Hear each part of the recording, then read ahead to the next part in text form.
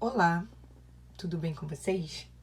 Bom, hoje a gente vai falar do seguinte: a apostila do Aplix, né? Tanto a do Aplix quanto o pessoal que vai pegar a apostila na escola, é essa mesma apostila. Essa apostila aqui é do primeiro ano.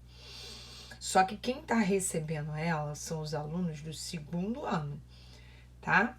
Então, se você é do segundo ano, que você tem que assistir o vídeo dessa apostila de primeiro. Por quê? Porque está sendo referente a alguns conteúdos do ano passado. Então, quem está no segundo ano está revisando o conteúdo do primeiro ano, tá? Então, essa é a aula 1, lá da apostila do Aplix para vocês. A primeira aula, ela fala de conjuntos. Primeira coisa que a gente tem que saber é o que significa conjunto, né? Matematicamente falando. Conjunto é a coleção de objetos que possuem a mesma característica. Como assim? Eu gosto de sapato, eu quero fazer uma coleção de sapato. Minha amiga gosta de bolsa, ela quer fazer uma coleção de bolsa. Eu posso botar a bolsa e o sapato, no caso, no mesmo conjunto? Eles têm a mesma característica? Bolsa é a mesma coisa que sapato? Não. Então, são coleções diferentes. Né? Coleção de sapato é uma coisa, coleção de bolsa é outra coisa, porque sapato tem algumas características e bolsas tem outras características, tá? E os elementos desse conjunto aqui, no meu caso, são os sapatos, tá vendo? Elementos são os objetos desse conjunto, tá? E agora? E agora que a gente pode representar esse conjunto de várias maneiras. Eu vou dar o exemplo de 3 delas. A gente pode representar ele por extensão, por compreensão e por diagrama. Como é que seria para representar ele por extensão? Por extensão é muito tranquilo. Por extensão a gente vai escolher uma letra, né? Como eu tô falando de sapato, eu vou escolher a letra S, tá? Aí vou escolher essa letra para dar um nome a esse conjunto. Vou chamar esse de conjunto S. Ah, professora, se eu quisesse chamar ele de conjunto A, eu poderia? Poderia. Né? Você que pode escolher a letra que você quer dar nome a esse conjunto. E a gente vai representar ele entre chaves, tá? Conjuntos por extensão, quando a gente representa ele por extensão, a gente sempre coloca entre chaves. Aí, como eu tenho, voltando aqui, ó, eu tenho quantos sapatos? Eu tenho 3. Então, eu vou chamar de sapato vermelho, sapato preto e sapato bege. Sapato vermelho, sapato preto e sapato bege. Bom, então é isso que é representar o conjunto por extensão. E como é que seria representar ele por compreensão? É bem parecido com representar ele por extensão. A gente usa chaves também, tá? Então, eu vou chamar ele de S também. Só que ao invés de escrever exatamente quais são os objetos, os meus elementos, né, do conjunto, eu escrevo assim. Eu tenho um X qualquer, porque pode ser qualquer letra, X, Y, tá? Eu tenho X qualquer elemento, tal que X é um sapato.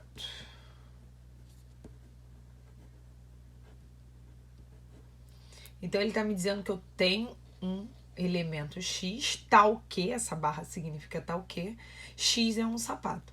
Mas, na verdade, o que eu quero que você entenda é que isso aqui e isso aqui é a mesma coisa. Só que aqui tá escrito por extenso, exatamente cada sapato que eu tenho. Aqui não, tá de uma forma mais genérica. Tá falando que X é um elemento e o elemento tem que ser um sapato, tá? Agora, e como é que seria isso por diagrama? Por diagrama a gente já viu, né? Por diagrama é exatamente isso aqui, ó.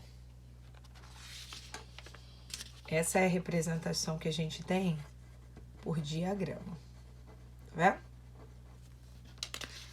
Então, essas são as 3 maneiras que a gente vai ver de representar esses conjuntos. Por quê? Vai ter uma atividade da apostila que vai mandar você representar os conjuntos por extensão. A gente vai ver logo, logo, tá? Nosso próximo passo já é esse. Então, vamos lá.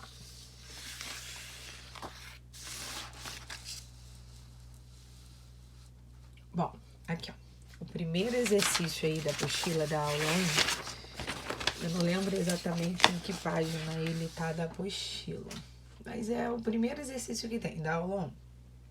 A aula 1 acho que vai da 7 até a 12. Eu acho que é por aí, ou da 7 até a 9. Então, vamos lá. Escreva os conjuntos abaixo por extensão. Ele está escrito, ó, por compreensão. Ele está escrito dessa maneira aqui, ó. Olha aqui, para você relembrar. Ó, ele está escrito dessa maneira. Ele está escrito por compreensão. E a gente vai escrever por extensão. Aí, o que está escrito? Conjunto A é o nome do conjunto, tá? X é um elemento tal que X é a letra das palavras Rio de Janeiro. Ou seja, ele quer que eu escreva as letras da palavra Rio de Janeiro. Então, eu vou escrever R, I, O, D, E, J, A, N, E, I, R e O. Tá? É só isso, não tem nada mais difícil do que isso, não. Na letra B, ele chama de conjunto B, então a gente vai continuar chamando de conjunto B. X é um elemento tal que X é um número positivo, primo, menor que 10. Primeiro, quem são os números menores que 10, hein, gente? Menor que 10 é 9, 8, 7, 6, 5, 4, 3, 2, 1, 0. Só que ele tá me dizendo, tem os negativos também, menos 1, menos 2, menos 3, só que a gente não vai botar porque ele disse que ele é um número o quê? Positivo. Se ele é positivo, os negativos não entram. E nem o 0. Porque o 0 não é positivo, né? Por enquanto, a gente tá falando desses números aqui. Só que ele disse que tem que ser um número primo. Esses números todos aqui não são primos. Ai, professora, eu não lembro o que é um número primo. Número primo é um número que é divisível por 1 e por ele mesmo, tá? Por exemplo, 2 é só divisível por 1 e por 2. 3 só é divisível por 1 e por 3. 4 não.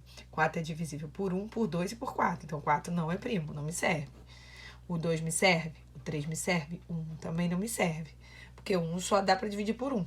Tem que ser por 1 e por ele mesmo. Aí vai dar, né, incoerência aí na formação da definição. Aí o 5 só dá para dividir por 1 e por 5. O 6 não. O 6 dá para dividir por 1, por 2, por 3. O 7 só dá para dividir por 1 e por 7. O 8 não dá e nem o 9 dá.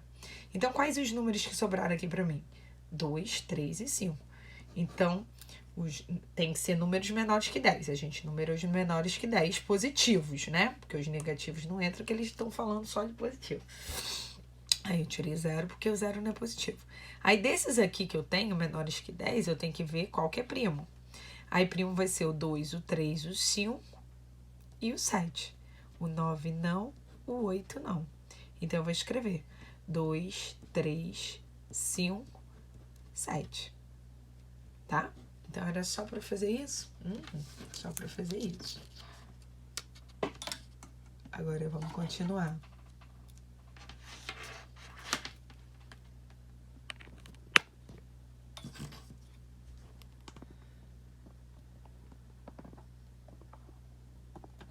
Peraí que tá descendo aqui, ó. Vamos pro próximo. Exercício 2. Quantos subconjuntos possui o conjunto A? Como é que eu descubro quantos subconjuntos? Primeiro, o que é subconjunto, né? Subconjuntos são pedaços desse conjunto. Eu posso dividir ele em vários outros pedacinhos. Um deles, né, é o vazio. Vazio sempre subconjunto de qualquer conjunto. E ele mesmo. O 3, 4, 5, 6 sempre é subconjunto dele mesmo. Mas aí eu poderia botar só o 3 sozinho. Eu poderia colocar só o 4 sozinho. Eu poderia colocar só o 5. Eu poderia colocar só o 6. Eu poderia botar o 3 com 4. Eu poderia botar o 3 com 5. Eu poderia formar vários subconjuntos, vários pedacinhos. Mas quantos eu consigo formar? Eu sei saber quantos sem ter que escrever todos eles. Como? É 2 elevado a n, onde n é o número de elementos que tem o conjunto A, tá vendo? N é o número de elementos de A. E vamos contar quantos elementos tem? 1, 2, 3, 4. Então, vai ser 2 elevado a 4. E 2 elevado a 4 é 2 vezes 2 vezes 2 vezes 2. 2 vezes 2, 4. 4 vezes 2, 8. 8 vezes 2, 16. Então, eu consigo formar 16 subconjuntos desse aqui. 16 pedacinhos dele, né? Agora, essa questão 3, gente, é uma questão muito importante, que sempre cai, sempre aparece, ela é muito trivial, ela sempre aparece em qualquer coisa. Ele fala assim, num colégio de 100 alunos, a gente tem que ir anotando as informações. No total, né, de alunos do colégio, são 100. 80 gostam de sorvete de chocolate. 80 gostam de sorvete de chocolate. 70 gostam de sorvete de creme. E 60 gostam dos dois. Para isso, a gente tem que lembrar o que é interseção entre dois conjuntos. Interseção, na verdade, gente, é o seguinte: é o que se repete nos dois conjuntos ao mesmo tempo. Eu vou dar um exemplo aqui, tá? Vou dar um exemplo aqui, separadinho aqui. Ó, eu tenho conjunto A, que é 1, 2 e 3. O conjunto B é 2, 3 e 4. Quem seria a interseção do conjunto A e do conjunto B? É o número que está se repetindo nos dois ao mesmo tempo. Elemento, né? Que está se repetindo nos dois ao mesmo tempo. O 2 e o 3. Então, a gente fala que a interseção de A e B, que a gente representa por esse U de cabeça para baixo aí, seria o 2 e o 3. Mas isso a gente está representando ele por extensão. Mas a gente pode representar isso por diagrama também. E como é que seria para representar isso em forma de diagrama? Esse mesmo exemplo que eu estou dando aqui, ó. A, B. Para ter interseção, o que se repete nos dois ao mesmo tempo, sempre fica nesse meio aqui, tá? Então, o 2 e o 3 que estão se repetindo nos dois ficariam aqui. Aí, aqui estaria o 1 e aqui estaria o 4. Então, a gente representaria esses conjuntos assim, dessa maneira. E a interseção seria esse meiozinho aqui. Esse meio que é o A interseção de B, tá vendo? Isso se a gente representa em forma de diagrama. Mas por que eu tô falando isso? Porque esse tipo de questão a gente sempre faz em forma de diagrama, tá, gente? Então, vamos lá. Ó, eu vou fazer aqui em forma de diagrama. A gente vai fazer aqui em forma de diagrama. E como é que a gente vai fazer isso? Bom, quantos sabores de sorvete eu tenho? 2. Então, eu tenho que montar 2 diagramas. E eu tenho que botar eles cruzados, porque ele tem interseção. Tem alguém que está se repetindo nos dois ao mesmo tempo. Então, eu vou botar aqui o de chocolate. E aqui, eu vou colocar o de creme. Tá? Aí, eu sempre começo pela interseção. Não adianta eu querer colocar os 80 aqui primeiro. Eu tenho que começar pela interseção, os que gostam dos dois ao mesmo tempo. Quantos gostam dos dois ao mesmo tempo? 60? Então, 60 é um número que vai ficar aqui no meio. Agora, ele me fala que 80 gostam de sorvete de chocolate, certo? Aí, eu vou botar aqui 80? Não. Eu não posso colocar aqui 80. Por quê? Eu já tenho 60. Se eu colocar 80 aqui, não vai bater a minha conta. Então, o que eu tenho que fazer? Quanto falta de 60 para chegar a 80? Para quem não lembra quanto falta, conta de menos. Então, eu tenho que pegar 80 menos 60.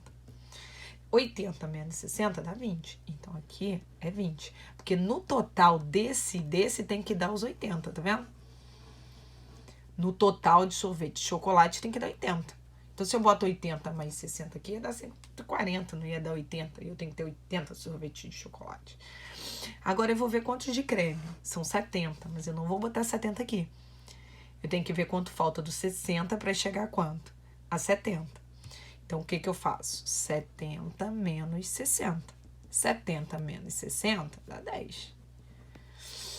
Então, eu já sei quantos gostam dos dois, quantos gostam só do chocolate, quantos gostam só do creme. Mas eu também tenho o total, né? O total de alunos que ele me falou é 100. Ó, total de alunos que ele me falou aqui é 100.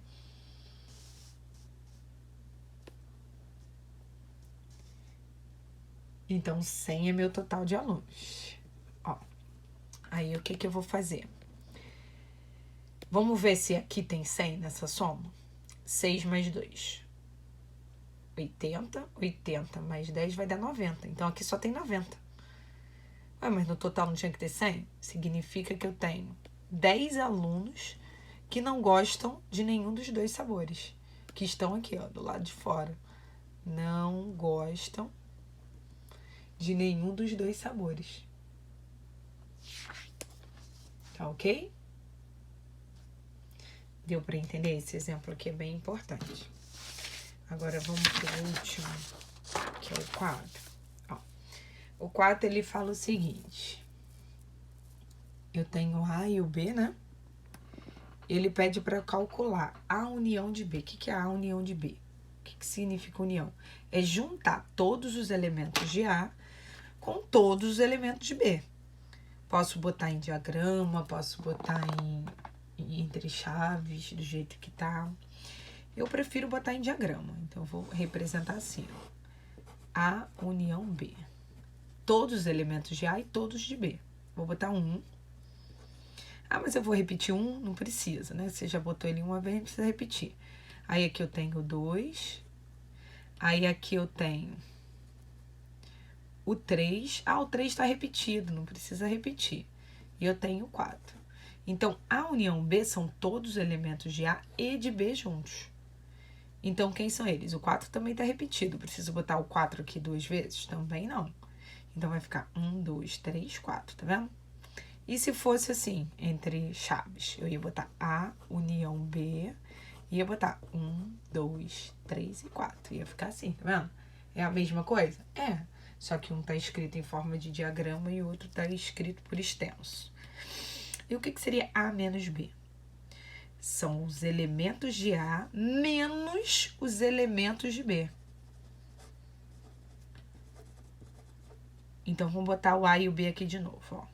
O A é 1, 2, 3 e 4. O B é 1, 3 e 4. Então, eu só posso colocar os de A, só que eu tenho que excluir os elementos que estão no B também. Ou seja, eu tenho que excluir o 1, eu tenho que excluir o 3 e tenho que excluir quem? O 4, tá vendo? Porque o 1, 3 e o 4 estão no B também. Então, eu quero os elementos de A, somente os de A, retirando todos os elementos de B. Então, só vai me sobrar quem aqui? O 2.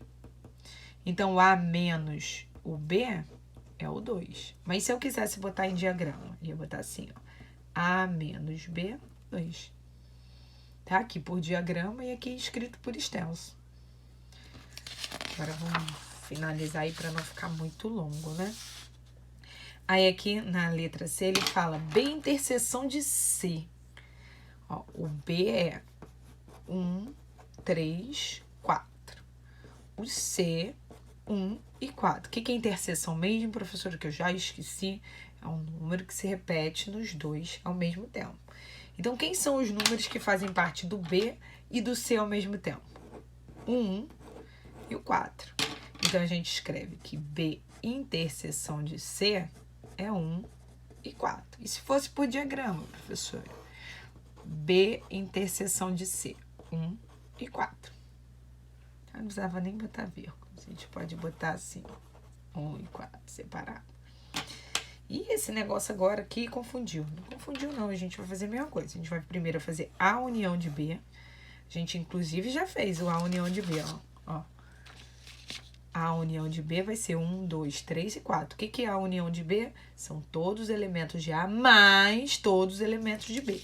Só que eu não preciso ficar botando repetidos. Então, eu já tenho. A união B é esse aqui, ó. A união B é 1, 2, 3 e 4.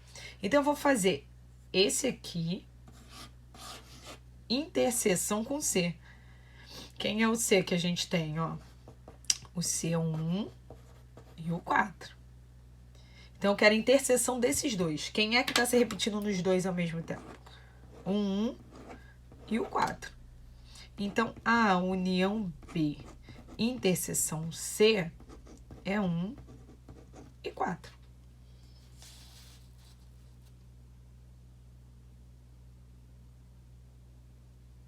Tá ok? Então, beijos, bye. Botem lá likes ou dislikes, não sei. E façam a inscrição no canal. Beijos.